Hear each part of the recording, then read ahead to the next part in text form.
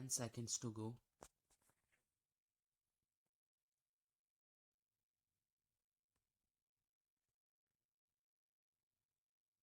There is a distinction between the exercise of powers by the Chief Justice in framing the rules with respect to the condition of service of officers and servants of the High Court under Article 229, including the power of modification and variations of the rules of the state government applicable to the High Court employees by virtue of power preserved under Rule 50 of the Rule of 1992 and the exercise of powers by the Chief Justice as executive head of the High Court establishment under the rules framed by him.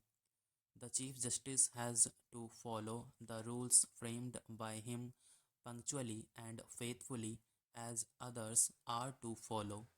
Any breach of rule by the Chief Justice cannot be construed as exercise of power of modification of rules.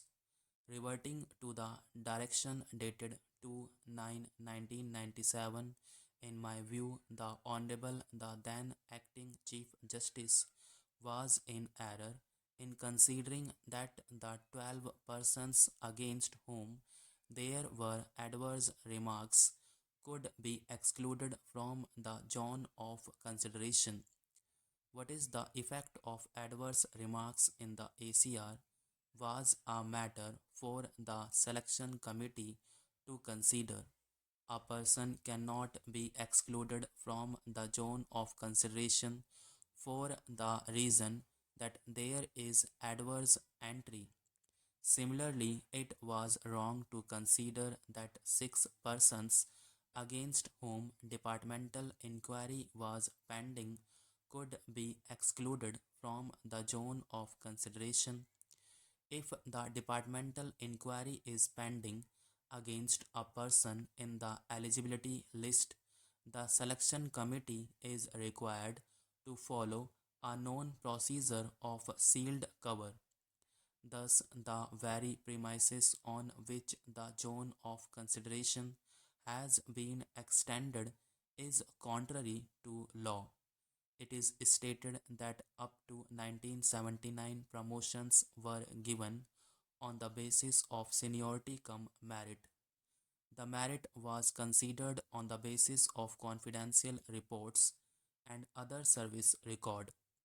However, thereafter, a method of judging the capacity of the senior assistants due for promotion to hold the supervisory post of section officer from their performance on the tables on which they were working was not found adequate, and therefore it became necessary to evolve some method in addition to the consideration of the confidential reports and other service record, whereby the suitability or otherwise of the candidate can be assessed properly in the interest of office efficiency.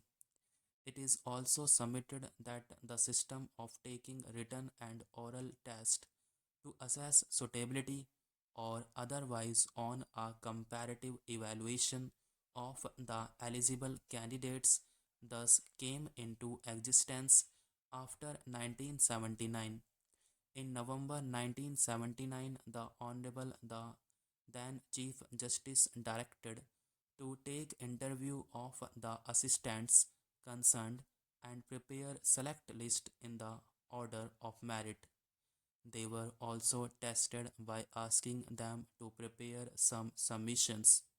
Thereafter, in the year 1981, written test and oral interview were taken on 31/7/1982. In para 14, it is stated that the selection committee also considered the adverse reports recorded in the ACR against the candidates. This fact does not find confirmation from the proceedings of oral test.